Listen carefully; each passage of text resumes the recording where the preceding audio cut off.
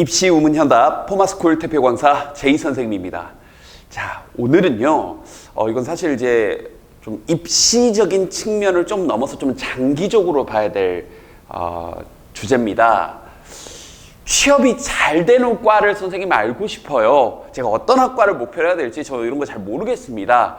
뭐 이런 것에 대해서 제가 또 제 뇌피셜로 얘기를 하면 안 되니까요. 현재 그리고 미래라는 관점에서 자, 우리나라 한국직업전망, 자, 고용노동부와 한국고용정보원에서 이 같이 자료조사를 해가지고 사실 이게 이제 한 3, 4년, 5년에 한 번씩 이렇게 발간이 되는 건데요. 이 책자의 내용을 중심으로 최대한 오피셜하게 내용을 좀 전달을 해드리겠습니다. 그래서 여러분들 학과 선택을 하는 데 있어서 하나의 가이드라인이 될 수 있는 객관적인 지표들을 최대한 알려드릴게요. 알겠죠? 자, 그러면 먼저 현재 상황에서 좀 봐야 될 항목들이 있는데요. 현재 상황에서 첫 번째 주목해야 될 게 우리 흔히 얘기하는 4년제 대학교의 취업률 상위 10개 학과를 먼저 쭉 전체적으로 살펴보면 어떤가요? 취업률만 놓고 보면 자, 그러니까 치의학과, 그러니까 의대죠. 한의학과, 의학과, 그러니까 이쪽이 압도적으로 강력합니다. 그래서 너무 의료 관련된 부분들이 좀 치중돼 있어서요. 여기서 뭐 간호라거나 물리치료라거나 이런 데들은 이제 나오면 취업률이 엄청나게 높죠. 그리고 사실 그래서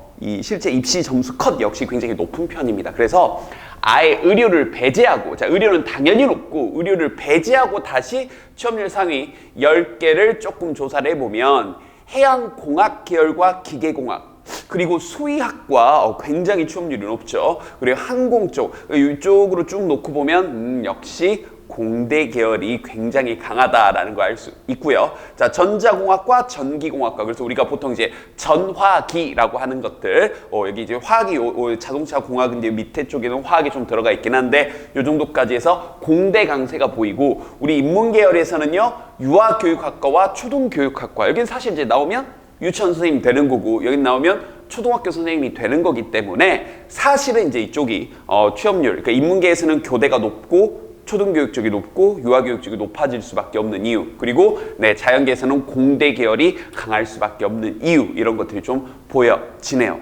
이걸 4년제가 아니라 전문대로 한번 좀 좁혀봤습니다. 그래서 전문대 기준으로 취업률 10개 학과를 조사를 해봤더니 여전히 의료 계열이 세서요. 의학 뭐 여기 간호학과라거나 이쪽이 좀 작업치료학과나 이쪽이 이제 물리치료학과나 재활학과나 이쪽이 좀 세서, 그럼 요 의료 계열 제외하고 다시 좀 살펴봤더니 의학 관련 제외하고요. 여전히 유아교육학과 그리고 의외로 유럽 어문학과가 굉장히 높았습니다. 그러니까 이건 전문대 유럽 어문학과를 나와서 거기 이제 눈높이를 좀 낮춰서 중소기업이라거나 이런 데로 좀 많이 간 것으로 좀 예측이 되고요. 금성공학과나 농업학과, 수산학과, 우리의 생각과는 좀 다르게 의외로 이런 데가 하는 데들이 취업률이 상당히 높죠. 그리고 이쪽 계열, 그러니까 전문대 쪽에서는 인문과 공대 계열, 자연 계열이 좀 균등하게 현재 취업률이 높구나 정도로 우리가 이제 이 지표를 통해서 좀 볼 수 있습니다. 알겠죠? 이게 현재 지표들인 거예요. 그런데 안 좋은 것도 봐야죠. 자, 그러면 4년제 대학 중에서 취업이 잘 안 되는 하위 10개 학과를 좀 살펴봤더니, 자, 음악 쪽 기악이 악기죠. 이쪽이 이제 가장 취업률이 낮았죠. 그러니까 이쪽에 있을수록 안 좋은 거죠. 성악, 사회교육학, 언어교육과 이쪽 계열, 그리고 이제 작곡, 인문교육, 그다음 자연교육, 법학, 기타 음악. 그러니까 예체능과 인문 계열이 단순 취업률 상으로는 드러납니다. 잘 안 되죠, 지금. 뒤에서 얘기하겠지만 그래서 이걸 해라 하지 말아라 이런 얘기가 아니에요. 일단 객관적인 지표는 보시고요. 좋아하는 일을 해야죠. 물론 저도 공감합니다. 저도 마지막 얘기할 부분인데 살짝 스포를 할게요. 좋아하는 일 해야죠. 그런데 현실은 정확히 보시고 여러분이 해야 될 방향성에 대해서 보시라고요. 알겠죠? 인문계 기피 현상이 벌어질 수밖에 없는 이유도 보이네요. 대부분이 여기 자연계 교육학과를 제외하고는 사실 다 인문계열이고, 사실 자연계 교육학과도 인문적 성향이 있잖아요. 그렇죠? 전문대 기준으로는요, 취업이 잘 안 되는 학과들이 조형학과, 마찬가지로 음악 계열 학과들, 그리고 이제 문해창작도 보이고요. 그 다음, 일본어 문학, 공예학과. 그럼 아까 유럽 어문 계열하고, 그 다음, 일본 문학 계열 이쪽은 좀 이렇게 같은 인문계지만 좀 다르네요. 유럽 쪽으로는 유럽 어문 계열로는 그래도 취업률이 어느 정도 괜찮은 건데 일본어 쪽으로는 취업률이 좀 낮은 편입니다. 의료의상학과, 사진학과 이런 데들이 하위 10%를 차지하고 있었습니다. 그래서 지금 여러분들이 희망하고 있었던 혹은 별 생각이 없었던 이 과들에 대해서 살펴보시고요. 단순히 여러분 점수만 맞춰서 가지 마시라고요. 어떻게든 되겠지 이러면서. 알겠죠? 이게 현재 지표들입니다. 그런데 이 현재 지표들에서 좀 더 자세하게 제가 자료를 좀 더 조사를 해봤습니다. 그러면 향후 지난 5년 동안 정확하게는 2013년도부터 2017년도까지입니다. 요 지난 한 5개년 동안 인력 수요가 급증한 데는 어디고 그 다음 공급이 급증했다. 그만큼 취업하기가 너무 어려웠던 데는 어딘가? 먼저 수요. 진짜 일자리는 막 생겨나는데 수요가 엄청나게 많았던데 탑 5가 웹 몰 마스터가 505%입니다. 그러니까 여기 이제 웹 기획 마케팅과 좀 연결해서요. 그러니까 우리가 웹 개발 혹은 이제 이 웹 몰 마스터는 이 전체 총괄하는 역할입니다. 이런 역할들이 굉장히 그럼 이쪽 두 계열은요. 이 경영적 능력과 함께 어떤 산업 전반적인 그래서 소프트웨어적인 부분들 이런 프로그램 짜는 부분들까지 이렇게 두루 섭렵할 수 있는 이 어떤 이 직군이 굉장히 많이 증가를 했고요. 바이오 식물은요 이제 어떤 의학 어떤 개발이라거나 그러니까 여러분들 쉽게 말하면 요즘 우리나라 이제 평균 연령이 증가하다 보니까 이런 바이오 분야 뭐 어떤 의료 어떤 장치라거나 이런 것들을 개발하는 그리고 식물이라거나 이런 것들 이게 전부 다 이제 약학과 관련돼 있습니다. 이쪽 계열이 굉장히 거의 한 290%니까 300% 이상 최근 5년 동안 엄청나게 증가를 했고요. 전문적인 번역 통역도 그리고 제품 산업 디자인 계열도 최근 5년 동안 이렇게 급증을 했습니다. 반대로 최근 5년 동안 사람들만 너무 몰린 이쪽이 거의 뭐 500% 이상 보면 다 어느 쪽이냐면요. 인문계열 쪽입니다. 전부 다. 그러니까 보면 해외 영역, 무역, 사무, 경영, 기획 전부 다 동일한 계열이죠. 그러니까 인문계열 나와가지고 뭐 대기업, 중소기업 할 것 없이 사람들은 구직자들은 엄청나게 어마무시하게 몰린 거죠. 이렇게요. 알겠죠? 근데 사실 이제 이게 지난 5년치 데이터들이고요. 이런 것들을 쭉 살펴보면서 이제 어떻게 해야 되겠다 이런 방향성들을 좀 생각해 보시라는 거예요. 별 생각 없이 경영학과 가지 말라고요. 그런 지표를 또 보여주는 게요. 이제 대기업 취업 현황인데요. 제가 한 5개 정도 대기업에 최근 한 2년치 학과별 취업 데이터를 좀 조사를 해봤습니다. 그래서 우리나라에서 가장 유명한 S전자의 탑 10 취업 신입사원 기준으로 학과들을 봤더니 보이죠? 이 자연계, 특히 이 공대 선호 현상이 전자공학과, 전기전자공학과, 기계공학과, 그리고 경영학과 나온 친구들은 대학원까지 나와야 이 정도, 이게 7.3%. 전반적으로 쭉 보면 전화기가 엄청나게 강했고요. 이게 이제 합쳐서 전화기라고 합니다. 그래서 인문계열은 요 기억의 경영학과 요 한쪽이 S전자에서는 차지했고 나머지는 이만큼 이공계 엄청나게 이제 좀 강세가 보이죠. 자, 다른 회사를 좀 살펴보겠습니다. 엘모 디스플레이, 우리나라에서도 가장 큰 기업 중에 하나죠. 여기도 보니까 기계공학과, 전자공학과, 전기전자공학과, 신소재공학과 다다다다 여긴 그러니까 탑 10 안에 인문계열은 아예 없네요. 여기 기타 대학원은 이제 뭐 아직은 알 수 없고요. 제가 뭐 알 수 있는 정보상으로는 이제 기타 대학원이니까 뭘 전공이 있는지는 알 수 없는데 어쨌든 이공계 강세 형상이 지금 대기업 취업 기준으로 보고 있습니다. 그 다음 이번엔 H자동차, 알고 있죠? 그 모 자동차 회사, 우리나라에서 큰 기업이죠. 이제 자동차 회사를 쭉 봤더니 경영경제학과가 탑 5 안에 4.8% 있고 나머지 전반적으로는 또 이공계. 그러니까 여러분들이 대기업은 지금 이런 상황이구나 아셔야 되죠. 정확하게. 그 다음 S텔레콤, 이제 핸드폰 그 무슨 텔레콤 있죠. S로 시작하는 그 회사인데요. 여기는 이제 좀 나을까 하고 봤더니 경영경제학과가 12%가 있고 또 나머지는 저 법학과가 또 의외로 한 8위 정도에 좀 위치를 했고 나머지는 전부 다 이공계 강세 현상이 보여지고 있습니다. 그럼 지금까지 본 게 현재 그리고 누적치 데이터들이에요.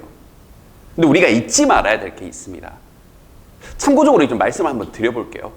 왜 지금 이 최근 한 5년 사이에 인문계 공급 과잉이 이렇게 많이 벌어졌냐면 사실은 과거에 90년대에는 이 경영학과 강세가, 즉 우리가 흔히 얘기하는 화이트 칼라라고 부르는 그분들이 엄청나게 강세였습니다. 왜냐하면 우리나라 제조해가지고 물건 파는데 점점점 경제가 성장하다 보니까 그걸 운영하는 우리가 소위 얘기하는 이 화이트 칼라에 대한 로망이 컸거든요. 그렇게 하면 연봉도 잘 나왔고 계속 승진하고 기업들은 계속 성장세를 키우고 있으니 회사들은 계속 생겨나고요. 자회사도 막 퍼져나가고요.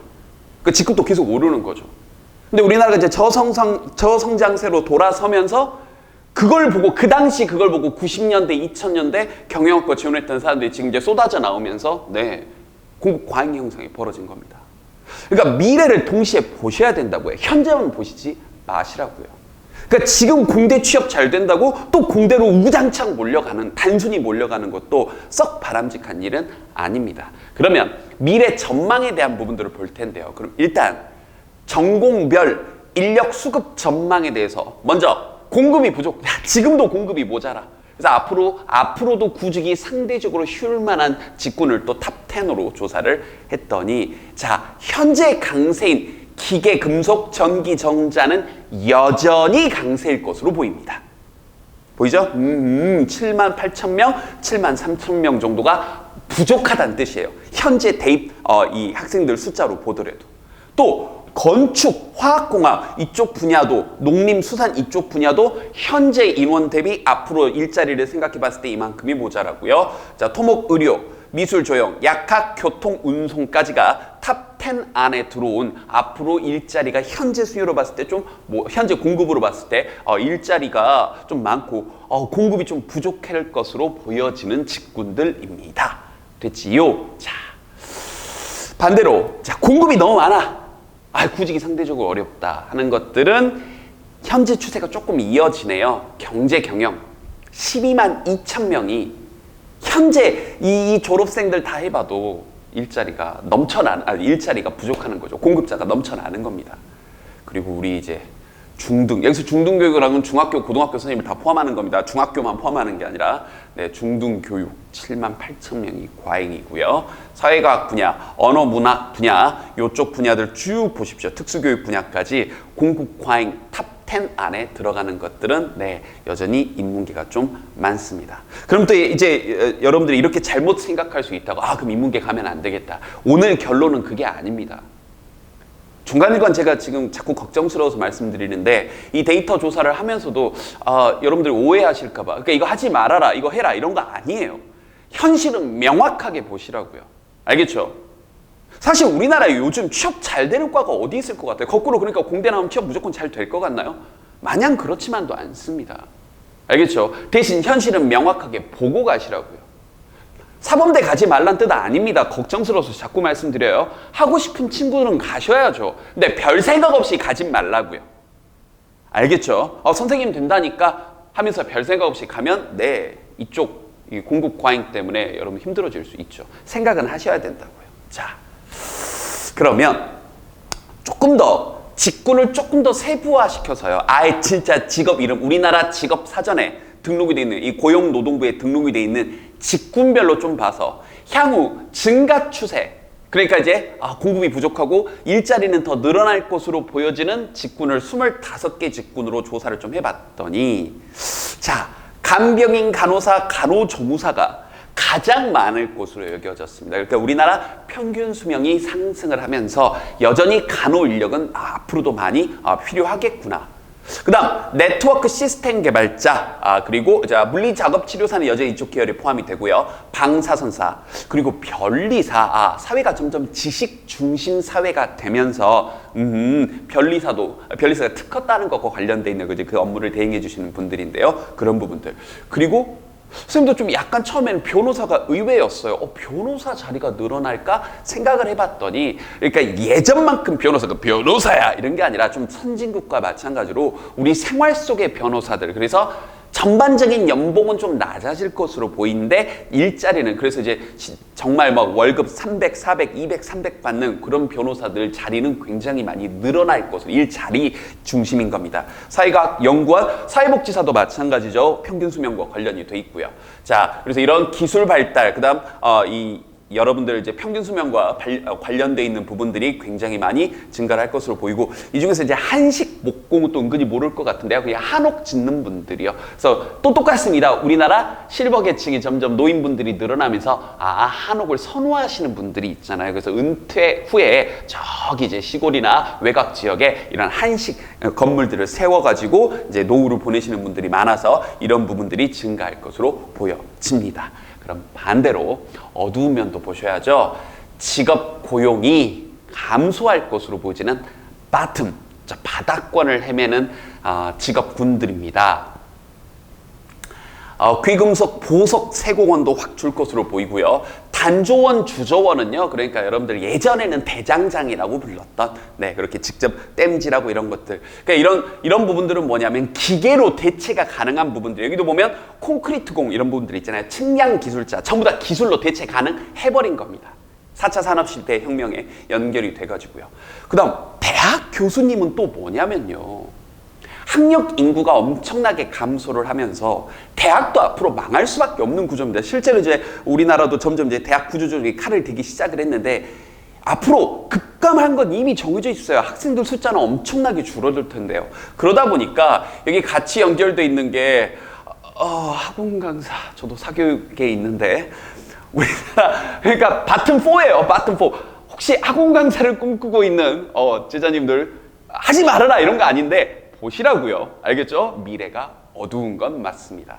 이제 가장 이제 앞으로 어두운 것으로 보여지는 부분들이 낙농 사육, 그다음 어업 종사자분들, 작업 재배 종사자들, 그러니까 전부 다 기계로 대체가 가능한 부분들입니다. 텔레마케터도 마찬가지고요. 여기에 바로 직전에 연결돼 있어서 포함은 안 돼 있지만, 그러니까 여기 있는 것처럼 증권사 및 외환 딜러처럼 단순히 이제 데이터 놓고 연결하는 그래서 보험 관리의 부분들도 이쪽으로 다 기계로 대체가 되지 않을까 이렇게 보여지고 있는 직군들입니다. 이런 것들이 이제 미래적으로 조금 어두운 이 시장 상황이 좀 좋지 않을 것으로 보여지는 부분들인데요. 그럼 제가 마지막으로 준비한 건 이런 겁니다. 구글이 바라는 인재요. 자, 왜 하필이면 구글이냐면 2017년도 기준으로 전 세계 이제 청년들에게 조사를 했을 때 가장 선호도 높은 회사 전 세계 1위가 구글이었습니다. 구글의 이제 전 CEO인 에릭 슈미트 씨께서 어떻게 구글은 일을 하는가라는 책을 냈는데 그 안에서 구글이 바라는 인재상을 크게 4가지 항목으로 요약을 했습니다. 그걸 보고 우리가 조금 생각을 해봐야 될 부분들이 있는 거예요. 자, 보세요. 일단 첫 번째가 뭐냐면 리더십 있는 인재상을 원한다. 자, 리더십을 크게 2가지로 좀 구별을 했는데요. 그러니까 나이트, 기사 같은 분들, 기사 같은 사람들 앞장서서 그리고 이 사람들의 능력을 잘 발휘해서 이 조직을 하나로 만드는 협업 능력이 뛰어난 사람들을 리더십 분야에서 요구한다고 했는데 거르는 사람들은 이제 나이브한 사람들, 그러니까 우리말로 하면요 뭔가 공을 자기 것으로 가로채고 거짓말하고 정직하지 못한 분들은 입사 단계에서부터 최대한 거르려고 애쓴다고 합니다. 그러니까 첫 번째가 협업 능력을 요구한 거예요. 혼자서 잘난 사람은 뽑지 않겠다는 얘기입니다. 알겠죠? 자, 보면서 잘 생각을 해보세요. 그다음 2번째, 성장 지향성입니다. 자, 이건 또 무슨 말이냐? 뭐 4차 산업혁명, 4차 산업혁명 하는데 간단하게 얘기해 줄게요. 우리가 지금까지 살아왔던 것보다 앞으로 10년에서 15년 내에 여러분 평생에 걸쳤던 변화보다 10년, 15년 내에 엄청난 변화가 일어날 겁니다. 그러면 계속 새로운 기술들은 개발이 될 것이고 사회 이 변화 속도는 엄청나게 빨라질 거예요. 그럼 그 와중에 새로운 지식을 잘 받아들여질 수 있는 어떤 능력을 요구하는 거죠. 늘 새로운 것에 오픈돼 있어야 되는 거예요. 그럼 역설적으로 성장 지향적이고 새로운 것을 잘 받아들이는 능력이 있으려면 다시 베이직한 얘기로 돌아갑니다. 그걸 판단할 수 있는, 그걸 배양할 수 있는 좋은 능력이 뭐냐면 공부 잘하는 거예요. 잘 생각해 보세요. 지식을 습득한다는 건 여러분에게 new information을 받아들이는 거죠. 더 간단하게는 독서하는 사람들이요. 새로운 정보를 받아들이는 훈련을 하는 가장 좋은 방법이 독서죠. 그래서 구글에서는 스마트한 사람을 요구하는 겁니다. 이런 부분에서요. 근데 단순히 뭔가를 잘 외우고 있는 게 아니라 뭔가 새로운 정보를 언제나 잘 받아들일 수 있느냐 이런 겁니다. 여러분 그러냐고요. 그리고요. 인지 능력이요. 이 사실 인지 능력은요. 이 통찰력을 판단하는 건데 구글이 또 유명한 게 입사 시험으로 유명한 게요. 정말 수수께끼 같은 입사 면접을 많이 냅니다. 맨홀 뚜껑은 왜 동그랄까요? 시애틀에 있는 창문을 전부 다 닦는다고 했을 때 비용이 얼마나 들까요? 스쿨버스 안에 골프공은 몇 개나 들어갈 수 있을까요? 등등 정말 정답이 없는 그런 질문들을 막 던져요. 근데 거기 정답을 요구하는 게 아니라 그런 인지 능력, 상황을 파악을 하고요. 여러분이 기존에 가지고 있던 정보를 바탕으로 이걸 어떻게 어떤 식으로 문제를 해결할 것인가. 그럼 이러려면 사실은 다양한 경험을 해보면서 여러분 스스로에게 문제 상황에서 그 문제 능력을 해결하는 능력이 요구되는 거라고요. 알겠죠? 그러면 다시 한번 여러분들 어떤 과 하나 선택해가지고 그 과로 평생 먹고 살겠다? 이제 있을 수가 없는 일이라고요. 다양한 경험을 하고 그러니까 여러분이 대학 생활 안에서 어떤 특정한 무슨 과 하나 이렇게 가는 건 사실은 바람직하지 않은 거죠. 마지막 또 아주 간단한 얘기입니다. 열정이요. 여러분이 어떤 좋아하는 분야가 있으면요. 쉬지 않고 진짜 옆에서 말릴 때까지 이야기를 계속 할 수 있는 거죠. 그 분야에 대해서는 엄청난 전문가인 겁니다. 인도 고대 어인 산스크리트어 같은 그런 부분에 대해서 엄청난 능력이 있는 사람을 채용을 해요. 막 구글에서는. 그런 괴짜들을요. 알겠나요? 자기가 좋아하는 분야, 확 꽂힌 분야에 대해서 열정이 있는 사람은 그 분야와 관련된 혹은 다른 무언가와 관련된 또 발전 가능성이 있다라고 보는 거죠. 그러면 이런 구글의 인재상을 보면서 우리가 생각해야 되는 건 결국 다시 이겁니다. 좋아하는 일을 해야 잘할 수 있다고요. 제가 현재와 미래 객관적인 데이터를 막 보여드렸어요. 근데 여러분이 뭘 좋아하고 뭘 잘하는지 모르죠. 사실 좋아하는 일을 하라는 얘기를 많이 들어봤을 겁니다. 근데 뭘 좋아하는지 잘 모르겠죠. 그러니까 일단 여러분의 대학 생활을 좋아하는 일을 찾기 위한 과정으로 일단 여기시라고요. 무슨 과를 가건 그 과 하나에서 모든 게 앞으로 좌지우지되고 하지 않습니다. 평생 그 일 안 해요. 확실합니다. 평생 그 일을 할 리가 없어요. 그럼 일단 그 일을 하나 발판으로 삼아서 시작을 하시되 다양한 경험을 하시면서 여러분이 좋아하고 하나 꽂히는 일을 찾으셔야 이러한 능력들이 같이 배양이 되는 거겠죠. 알겠죠? 그래서 단순히 취업 잘 되는 과만을 찾아가지 마시고 좋아하는 일을 찾아가는 발판이 되길 바랍니다. 알겠죠?